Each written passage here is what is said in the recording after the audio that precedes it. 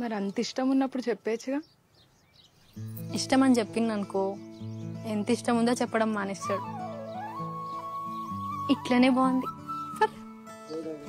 బబ్బీ వాళ్ళు అయితే మాట్లాడచ్చు అనిపిస్తుందిరా, ధైర్యం వస్తుంది. మాట్లాడేదిరా, డైరెక్ట్ కూర్చోవాలి పోయి.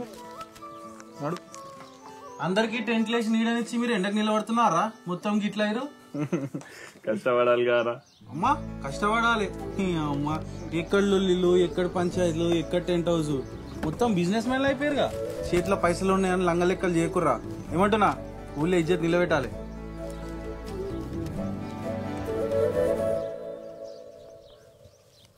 మా టెంట్ నీ టెంట్ కాదా, మన వల్ల అంటే మావని కాదా? మనమే పైసలు ఇచ్చి పుచ్చుకుంటావా? ఇప్పుడు చెప్పు, మావని కాదా నువ్వు?